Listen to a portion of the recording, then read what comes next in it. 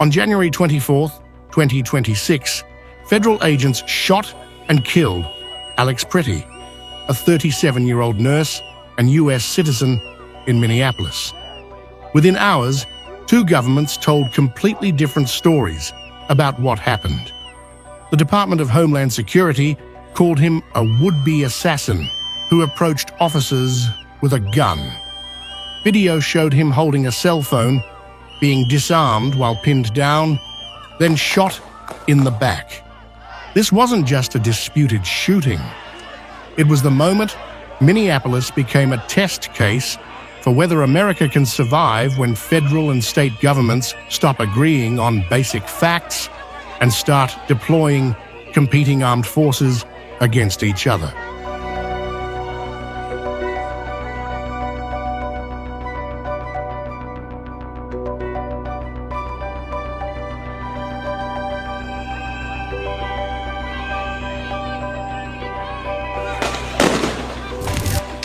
Stop! Look out! Damn!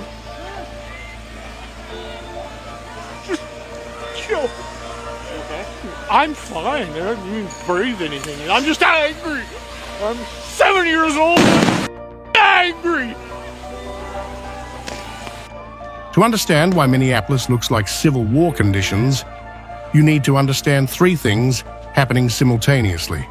First, competing armed forces.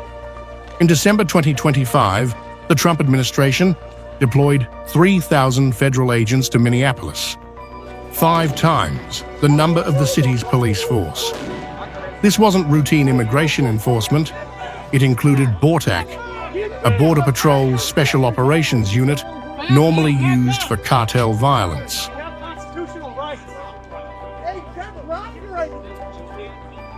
Operations continue unabated here in Minneapolis. Several illegal alien criminals taken off the streets yet again over the past 24 hours. Again, that is what we're here to do, and we're not going to be deterred in doing that. But Minneapolis is a sanctuary city with laws that prohibit local police from cooperating with ICE. The federal government called this seditionist obstruction. So when the Pretti shooting happened and federal agents blocked state investigators from the crime scene, Governor Tim Walz did something unprecedented. He deployed the Minnesota National Guard, not to help federal agents, but to oppose them.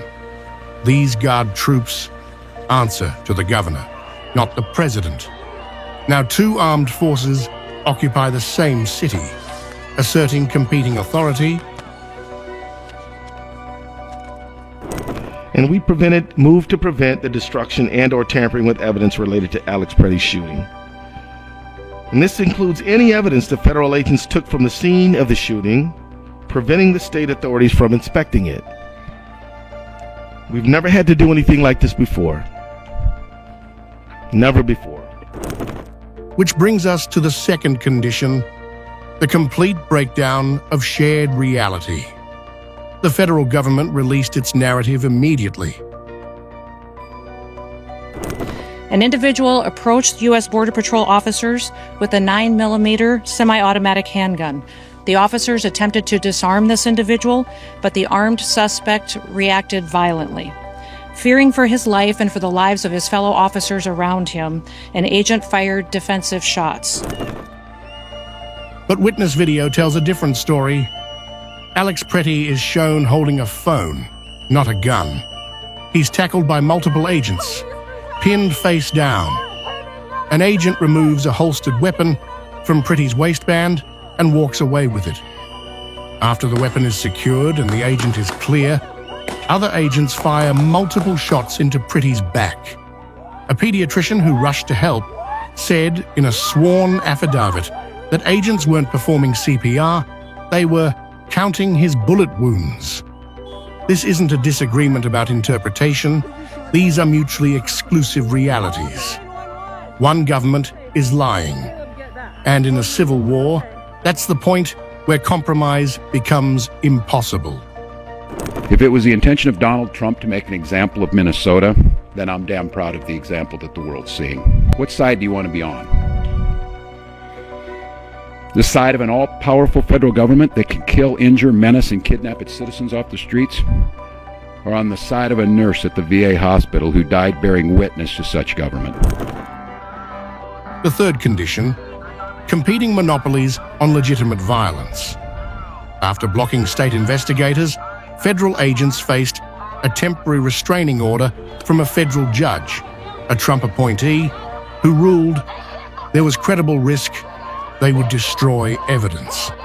President Trump responded by threatening to invoke the Insurrection Act of 1807, which would allow him to deploy active-duty military troops to Minneapolis. 1,500 soldiers are reportedly on standby. We did discuss the Insurrection Act. He certainly has the constitutional authority to utilize that. My hope is that this leadership team in Minnesota will start to work with us to get criminals off the streets. So how did Minneapolis become this flashpoint? 3 factors converge. First, demographics.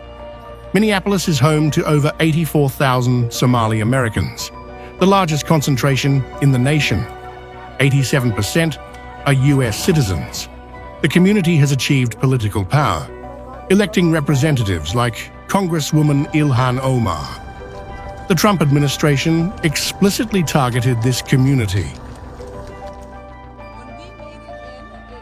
We're also going to revoke the citizenship of any naturalized immigrant from Somalia or anywhere else who is convicted of defrauding our citizens. We're going to get them the hell out of here fast.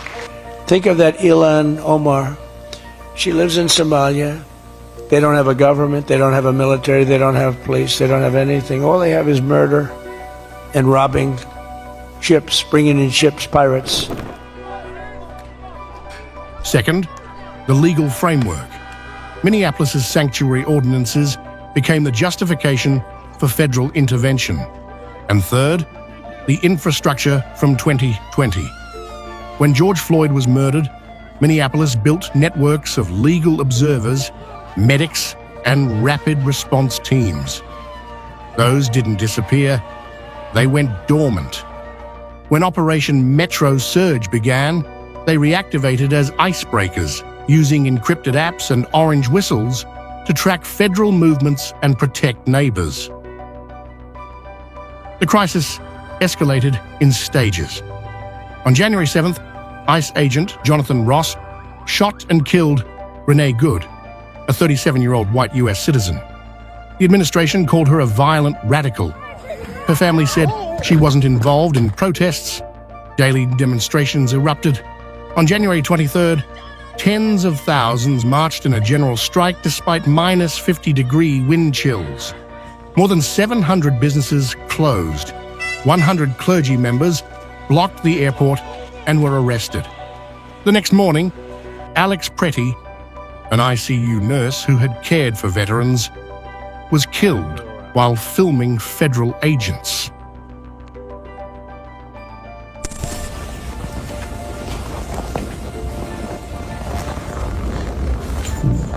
Terrence Lee Randolph, March 30th, 1947, December 10th, 2024. Today we remember that freedom is not free. We have to work at it, nurture it, protect it, and even sacrifice for it. May we never forget and always remember our brothers and sisters who have served so that we may enjoy the gift of freedom. So in this moment, we remember and give thanks for their dedication and selfless service to our nation in the cause of our freedom. In this solemn hour, we render them our honor and our gratitude.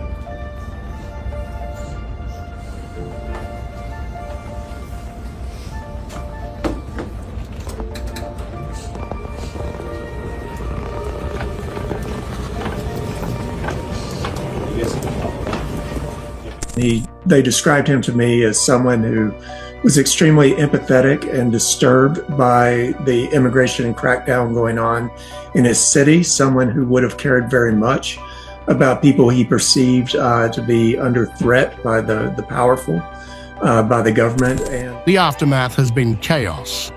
Federal agents deployed tear gas against protesters and mocked them. One officer told screaming crowds, "Boo-hoo." The state filed emergency lawsuits to preserve evidence.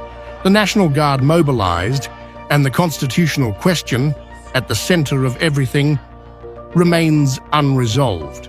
When federal agents kill a citizen on state soil, who investigates?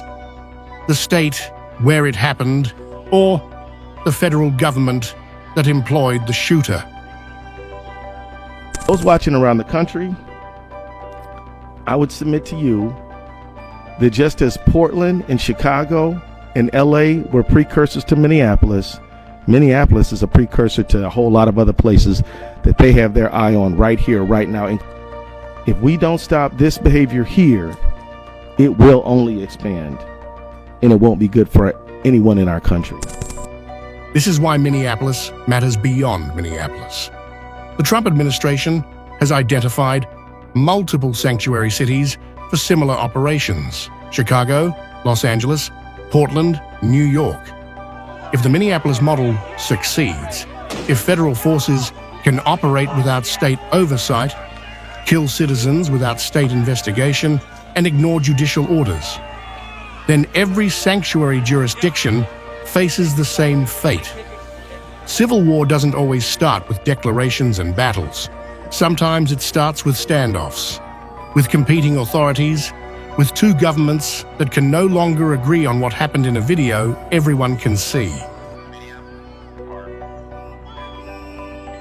As of January 26, 2026, Minnesota National Guard troops and federal immigration agents occupy the same streets of Minneapolis under different chains of command. A federal judge has ordered evidence preserved. The Insurrection Act remains a threat. And the question isn't whether America is on the verge of civil conflict. It's whether we're already there and just haven't admitted it yet. Because when two governments deploy armed forces in opposition to each other, when they can't agree on basic facts, when neither can back down without admitting its forces committed murder, that's not a political crisis. That's a constitutional breakdown. And Minneapolis is showing us what that looks like.